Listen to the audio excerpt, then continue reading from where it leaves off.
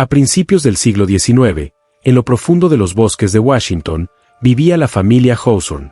Thomas, su esposa Elina y sus dos hijos pequeños, Nathaniel y Rose, llevaban una vida tranquila en una cabaña de troncos, criando gallinas, cultivando un pequeño huerto y cortando leña del bosque para calentarse. La vida era sencilla, y les gustaba así. Una fresca mañana de primavera, Thomas y su hijo de 10 años salieron a revisar sus trampas. El bosque estaba en calma, con el canto de los pájaros y la luz filtrándose entre los árboles. Recorrieron un sendero estrecho que conducía a un claro rodeado de cedros. Al llegar al claro, Nathaniel se detuvo en seco. «Puf», dijo, casi en un susurro. «Miren adelante». Justo al otro lado del claro, una docena de pares de ojos brillaban entre las sombras. Entonces, las figuras salieron, una tras otra. No solo unas pocas, sino docenas, altas, silenciosas, cubiertas de un pelaje espeso y oscuro. Algunas medían casi 3 metros. No gruñeron ni atacaron. Simplemente se quedaron allí, observando. Thomas se interpuso entre su hijo y el suelo. «No te muevas», dijo en voz baja. Ninguno de los dos se movió. Lo que veían no era un oso. No era un alce. Era algo completamente distinto. 50 pies grandes, simplemente inmóviles. Nadie se movió. Nadie emitió un sonido. Y entonces desaparecieron entre los árboles. Thomas y Nathaniel se quedaron quietos, apenas respirando. Las criaturas no gruñeron. No mostraron los dientes ni avanzaron. Simplemente los miraron fijamente. Algunas parpadearon lentamente. Unas pocas ladearon la cabeza.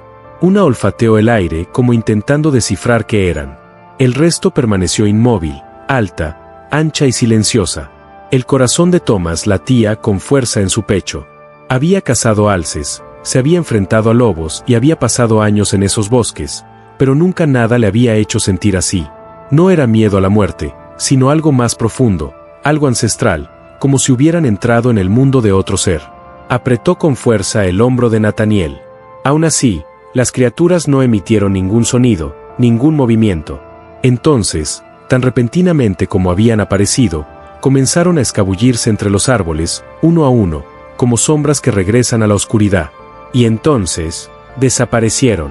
El bosque pareció respirar de nuevo. La luz cambió. Una brisa recorrió el claro. Solo entonces habló Thomas. «Vámonos». Caminaron rápido, luego corrieron. Nathaniel no hizo preguntas. No tenía por qué. Ambos lo sentían. De vuelta en la cabaña, Thomas irrumpió por la puerta. Alina levantó la vista de la estufa. Estaba pálido. Nathaniel se sentó y se quedó mirando la pared. Thomas le contó todo. Elina no se rió. No dudó de él. La cena se enfrió en la mesa. Los niños se acostaron temprano. Esa noche, ninguno durmió. Algo estaba ahí fuera. Algo que no les pertenecía, y los observaba. Pasó una semana. La vida en la cabaña volvió a la rutina, pero el recuerdo de aquel extraño encuentro nunca los abandonó. Una mañana, Elina llevó a la pequeña Rosa a recoger flores silvestres cerca del arroyo. Era un lugar tranquilo, justo después de una hilera de arces, donde los pájaros cantaban y el agua fluía cristalina sobre las piedras. Elina se agachó para recoger un manojo de campanillas azules. Rose avanzó unos pasos, como suelen hacer los niños, curiosa y en silencio. De repente se detuvo. Allí, agazapado tras un tronco caído y cubierto de musgo, algo la observaba. Cubierta de un suave pelaje rojizo marrón, la figura no era más alta que Rose. Tenía los brazos largos, con los dedos curvados sobre el tronco. Sus ojos oscuros estaban muy abiertos y temblaba ligeramente. Rose no gritó, no corrió. Se arrodilló y cogió una margarita del césped. Lentamente, se la ofreció. La criatura no la cogió, pero tampoco se marchó. Simplemente la miró fijamente, nerviosa al principio, luego más tranquila. El miedo en sus ojos se desvaneció, reemplazado por algo más. Curiosidad. Quizá confianza, exclamó Elina, adentrándose entre la maleza. Al ver a la criatura, se le cortó la respiración, pero no entró en pánico. Parecía un niño, solo que no era humano, cubierto de pelaje, pero con una expresión tan familiar que le dolía el pecho. Perdida y sola. Tomó a Rose de la mano y retrocedió lentamente, sin movimientos bruscos, sin voces fuertes. La pequeña no la siguió. Se quedó oculta tras el tronco, observando, y mientras madre e hija desaparecían entre los árboles, no corrió. Simplemente las vio alejarse. Tras el segundo encuentro, algo cambió en la casa de los Hawthorne. Domas comenzó a dejar pequeñas ofrendas cerca del borde del bosque, bayas frescas, trozos de carne ahumada, una latita de agua. Elina añadió raíces y ramos de flores. No hablaban abiertamente de ello, pero todos sabían por qué lo hacían. Cada mañana, las ofrendas desaparecían. Un día, en lugar de la comida, había una pila ordenada de piedras de río, planas y colocadas con cuidado una encima de la otra. Encima, un puñado de hierbas trenzadas y flores silvestres atadas. Era un mensaje, quizá un agradecimiento, o una señal de paz. A partir de entonces, los Hawthorne supieron que no estaban solos en aquel bosque, y que no solo los observaban, sino que los acogían. La criatura más joven, la que Rose había visto, empezó a aparecer con más frecuencia. Nunca se acercaba, pero observaba desde detrás de los árboles, espiaba entre los arbustos, y a veces, lo seguía a distancia. Parecía atraído por la familia, especialmente por Rose. Ella lo llamó Botón. Empezó a imitar sus movimientos, inclinando la cabeza cuando ella lo hacía o golpeando un árbol con una ramita cuando ella aplaudía. Nunca emitía sonido alguno, pero sus ojos lo seguían todo. A veces, al amanecer, se oía un suave golpe en la pared de la cabaña, un golpecito delicado. Cuando Thomas miraba afuera, nunca había nada, solo tenues huellas en la tierra. Las criaturas mayores nunca se acercaban, pero estaban allí, siempre cerca, siempre observando, no como una amenaza, solo como una presencia. La familia había establecido contacto, y el bosque había respondido. En las semanas siguientes, Botón se integró en la rutina diaria de la familia, en silencio, con delicadeza, y siempre al límite de su vista. Cada mañana, Rose se sentaba en el porche y cantaba viejas canciones populares. Su suave voz flotaba entre los árboles. No muy lejos, tras los helechos que se mecían con la brisa, Batten se balanceaba de un lado a otro, nunca demasiado cerca, nunca haciendo ruido, pero siempre escuchando. Nathaniel empezó a silbar pequeñas melodías entre los árboles. 3 notas, una pausa, a veces 5, siempre sencillas. Al principio hubo silencio, pero una mañana el silbido volvió, débil y lento, pero la misma melodía. Era Batten. Elina encontraba pequeños regalos cerca del jardín, manojos de hierbas, una piedra de río perfectamente redonda y una vez, un ramo de lirios silvestres cuidadosamente depositado en el escalón del porche. Ni huellas, ni sonido, solo la silenciosa señal de un amigo. Thomas también lo sintió.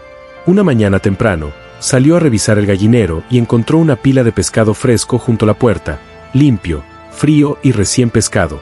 Nunca se pronunciaron palabras, ni un solo sonido de Batten ni de los demás, pero no hacía falta. La familia lo sentía en lo más profundo de su ser. Aquello era amistad, no forzada, no temerosa, era real. El bosque los había acogido de una forma que pocos habían experimentado. Ya no era solo un lugar de árboles y animales. Era el hogar de algo más, algo reflexivo, consciente y dispuesto a conectar. Y cada día ese vínculo se fortalecía. Era justo después del atardecer cuando Thomas lo oyó, un ritmo suave y constante, como un tambor lejano en lo profundo de los árboles. No despertó a los demás. Simplemente tomó su linterna y siguió el sonido. El bosque estaba en silencio. El aire fresco se colaba entre las ramas y el suelo era suave bajo sus pies. El tamborileo se hizo más fuerte, más rítmico, casi como un latido que resonaba entre los árboles. Llegó a una pequeña elevación y miró hacia abajo, a un claro oculto. Lo que vio lo dejó helado. Allí, reunidos alrededor de un amplio círculo de piedras, se encontraban más de 2 docenas de pies grandes. Algunos estaban de pie, otros agachados. El fuego en el centro parpadeaba tenuemente, proyectando sombras sobre sus anchas espaldas y espeso pelaje. No era caos. No era naturaleza salvaje. Era comunidad. Los observó pasarse trozos de comida, raíces, pescado, fruta.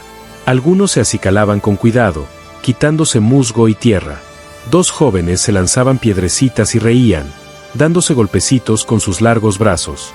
Thomas se quedó detrás de un árbol, observando, no con miedo, sino con asombro. No eran monstruos, eran personas. Entonces vio más cicatrices, cortes profundos en los hombros, zonas sin pelo, una cojera en la pierna de uno de los ancianos, marcas de quemaduras en los troncos, árboles talados a hachazos, agujeros de bala en la corteza. No los cazaban animales, sino hombres. De repente lo comprendió. Su silencio, su vigilancia, su escondite. No era miedo sin razón, era supervivencia. Pensó en Batten, en el ramo del porche, en el pescado junto al camarote. No eran simples habitantes del bosque, eran guardianes, protectores de algo antiguo y sagrado, y se les acababa el tiempo. Thomas retrocedió hacia las sombras, con la linterna baja. No emitió sonido alguno, no por miedo, sino por respeto. La verdad era evidente ahora, y pesaba más de lo que jamás había imaginado. La mañana después de presenciar la reunión del Pie Grande, Thomas supo que no podía permanecer en silencio. Caminó hasta el inicio del sendero que conducía a su cabaña y grabó un mensaje en lo profundo de un poste de cedro. Prohibida la caza, bosque protegido. No era solo una advertencia, sino una promesa. Durante las siguientes semanas, habló en voz baja con algunos vecinos de confianza, ancianos, personas que respetaban la tierra. Nunca compartió toda la verdad, solo lo suficiente. Hay algo aquí, decía, y merece paz. Nathaniel comenzó a dibujar en un pequeño cuaderno de cuero. Formas, huellas, ojos tras los helechos. Escribía lo que veía, lo que recordaba. Nunca lo mostró en la escuela, pero lo guardó a buen recaudo. Rose empezó a dejar notas en una caja de madera cerca del límite del bosque. Pequeños poemas, dibujos, a veces solo una flor. A veces, al día siguiente, aparecía algo nuevo en la caja. Una pluma, una piedra negra y lisa, un anillo de vid retorcida. Escuchaban y respondían. Ya no era solo contacto, era comunicación. El bosque había abierto su puerta. Ahora le tocaba a la familia protegerlo. Con el paso de las estaciones, el bosque cambió. Las hojas se volvieron doradas, los vientos más fríos. Baton creció, aún tímido, pero siempre cerca. Los espinos también cambiaron. Dejaron de poner trampas. Thomas guardó su hacha. En lugar de talar árboles, plantaron retoños. Elina comenzó un pequeño huerto con lo que el bosque les ofrecía naturalmente. Solo encendían fuegos pequeños cuando era necesario y nunca durante los meses secos. Se movían con cuidado, siempre conscientes de que no estaban solos. Y el bosque respondió. Un día, Thomas resbaló en las rocas mojadas junto al río y se cortó profundamente la pierna. Logró arrastrarse de vuelta y se quedó dormido del dolor. Al despertar, su abrigo estaba bien apretado alrededor de la herida. Junto a él, un manojo de hojas trituradas descansaba sobre una piedra plana. Alguien lo había ayudado. Ya no eran extraños. Ahora formaban parte del bosque, y el bosque formaba parte de ellos. Pasaron los años. Los niños crecieron. Rose aún recordaba los ojos oscuros de Batten. Nathaniel, ya un hombre, guardaba su viejo diario a buen recaudo en un cofre. El bosque los había moldeado en silencio y profundamente. Los Hauser nunca hablaron públicamente de lo que vieron, no por miedo, sino porque era sagrado. Un vínculo basado en la confianza no necesita atención, solo necesita cuidado. La cabaña seguía en pie, desgastada por el tiempo, pero fuerte. Los árboles que plantaron ahora daban sombra al patio. Los senderos permanecían despejados, marcados con la misma advertencia tallada, bosque protegido. De vez en cuando aparecía una pluma en el alféizar de la ventana, una piedra apilada cuidadosamente en el porche. Señales que demostraban que el bosque también recordaba.